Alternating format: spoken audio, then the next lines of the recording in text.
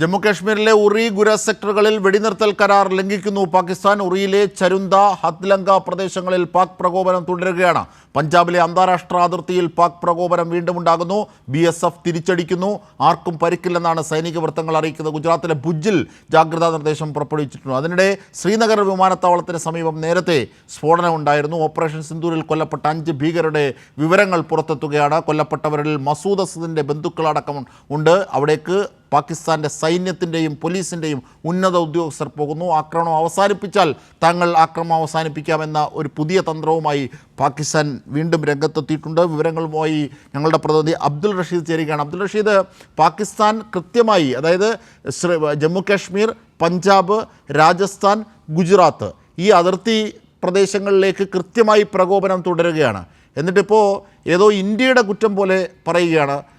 യഥാർത്ഥത്തിൽ ഭീകരത ഇവിടേക്ക് ഇറക്കുമതി ചെയ്തതിനുള്ള തിരിച്ചടിയാണ് നൽകിയത്. അത് ഭീകര കേന്ദ്രങ്ങളെ മാത്രം ആക്രമിച്ചു. കാരണം അത് ശരിയാണെന്നാണ്. മസൂദിൻ്റെ ബന്ധുക്കളടക്കം 5 കൊടും ഭീകരരാണ് കൊല്ലപ്പെട്ടത് ഇന്ത്യൻ ആക്രമണത്തിൽ. അതിനാണ് ഇപ്പോഴും പ്രകോപനം സാധാരണക്കാർക്ക് നേരെ പാകിസ്ഥാൻ തുടർന്നുകൊണ്ടിരിക്കുന്നത്. എന്തൊക്കെയാണ് ഇന്നത്തെ പ്രകോപനങ്ങൾ? ഏതൊക്കെ തരത്തിലാണ് ഇപ്പോൾ BSF അടക്കം തിരിച്ചടിക്കുന്നത്?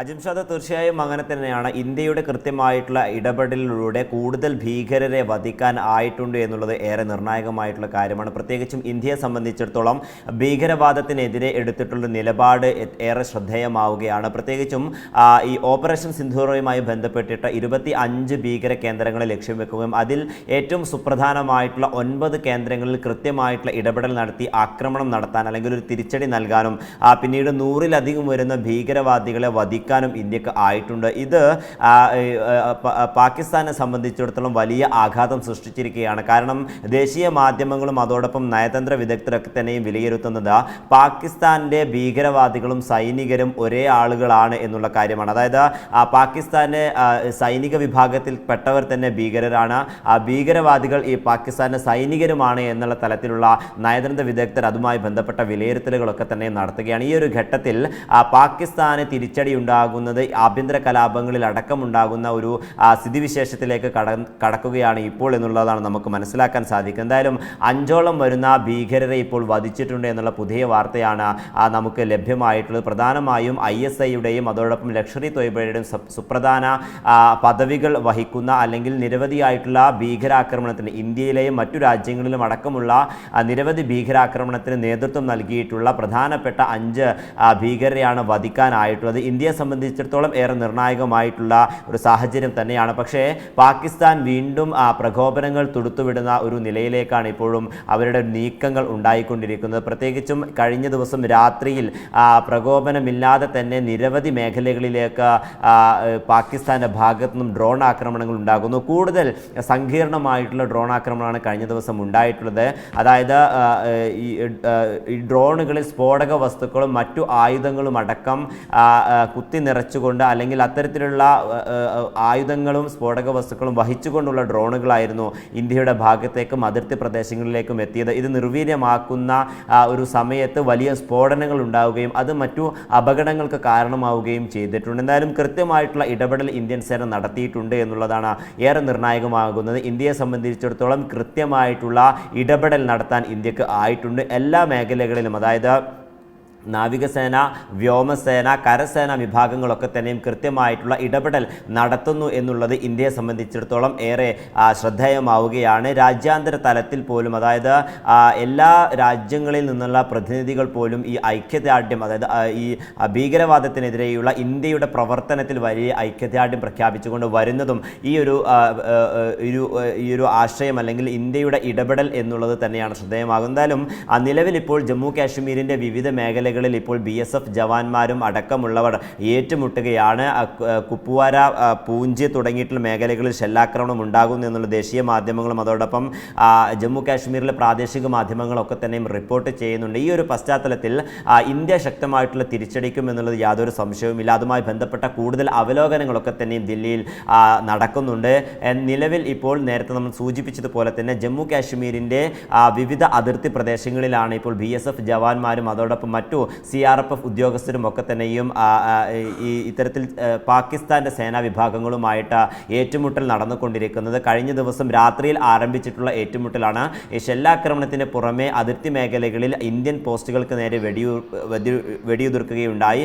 അതിന് ശക്തമായിട്ടുള്ള തിരിച്ചടി ഇന്ത്യ നൽകുകയും ചെയ്തിട്ടുണ്ട്. പാകിസ്ഥാൻ്റെ 7ഓളം വരുന്ന പോസ്റ്റുകൾ ഇന്ത്യ തകർക്കുകയും ചെയ്തിട്ടുണ്ട്. ഇത്തരത്തിൽ കൃത്യമായിട്ടുള്ള ഇടപെടൽ ഇന്ത്യൻ സേനയുടെ ഭാഗത്തും ഉണ്ടാകുന്നുണ്ട്. അതേസമയം സങ്കീർണമായിട്ടുള്ളൊരു ഘട്ടത്തിലൂടെ തന്നെയാണ് ഇന്ത്യ കടന്നു പോകുന്നത്. പ്രത്യേകിച്ചും ഈ അതിർത്തി മേഖലകളിൽ ജമ്മു കാശ്മീരിൽ മാത്രമല്ല രാജസ്ഥാന്, ഗുജറാത്ത്, പഞ്ചാബ്, ഹിമാചൽ പ്രദേശിൻ്റെ ചില മേഖലകൾ തുടങ്ങിയ ഈ അതിർത്തി മേഖലകളിലും വലിയ സങ്കീർണമായിട്ടുള്ള ഒരു സ്ഥിതിവിശേഷം തന്നെയാണ് ഉണ്ടാകുന്നത്.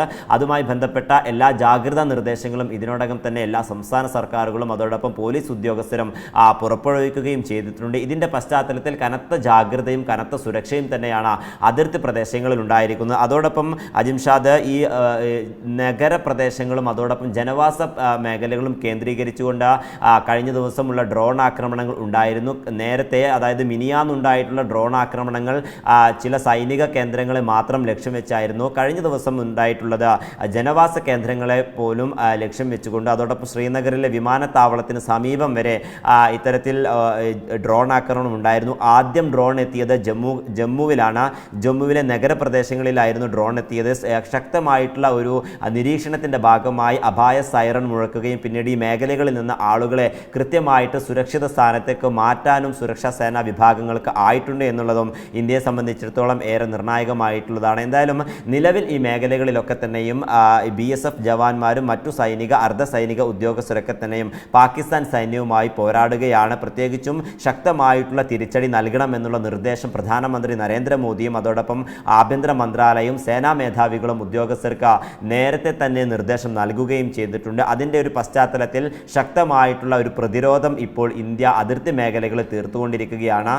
നിലവിൽ ജമ്മു കാശ്മീരിൻ്റെ വിവിധ മേഖലകൾ, പ്രത്യേകിച്ചും ഉറി, അതോടൊപ്പം കത്തുവ, പൂഞ്ച് തുടങ്ങിയിട്ട് മേഖലകൾ, അഗ്നൂർ തുടങ്ങിയിട്ടുള്ള ഈ മേഖലകളിൽ ഇപ്പോൾ വെടിവെപ്പ് ഉണ്ടാകുന്നു എന്നുള്ളതാണ് പ്രാദേശിക മാധ്യമങ്ങളൊക്കെ തന്നെയും റിപ്പോർട്ട് ചെയ്യുന്നത്. എന്നാൽ പോലും കർശനമായിട്ടുള്ള ഒരു നിർദ്ദേശവും അതോടൊപ്പം ജാഗ്രതയും പുലർത്തിക്കൊണ്ട് തന്നെയാണ് ഇന്ത്യ മുന്നോട്ട് പോകുന്നത്. കൃത്യമായിട്ടുള്ള ഇടപെടലുകൾ എല്ലാ സേനാ വിഭാഗങ്ങളുടെ ഭാഗത്തു നിന്നും ഉണ്ടാകുന്നുണ്ട്. ഇൻ്റലിജൻസ് വിഭാഗം കൃത്യമായിട്ടുള്ള ഇടപെടൽ നടത്തുന്നുണ്ട്.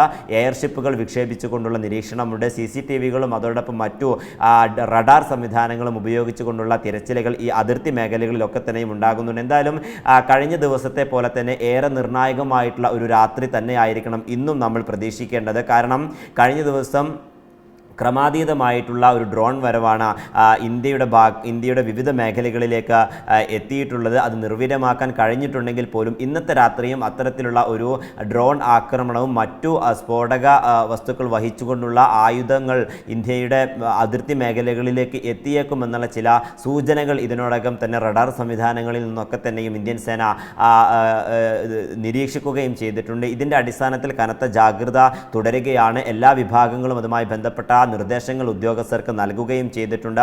അതോടൊപ്പം പ്രധാനമന്ത്രി നരേന്ദ്രമോദിയും ദേശീയ സുരക്ഷാ ഉപദേഷ്ടാവ് അജിത് ഡോവലും ചർച്ച നടത്തുകയും ചെയ്തിട്ടുണ്ട്. ഈ കൂടിക്കാഴ്ചയിലൊക്കെ തന്നെ ഇതുമായി ബന്ധപ്പെട്ടുള്ള ഇന്ത്യയുടെ തുടർ നടപടികൾ എന്താണ് എന്നുള്ളത് കൃത്യമായിട്ടുള്ളൊരു വിശദീകരണം നൽകുകയും ചെയ്തിട്ടുണ്ട്. സ്ഥിതിഗതികൾ വിലയിരുത്തിയിട്ടുണ്ട്.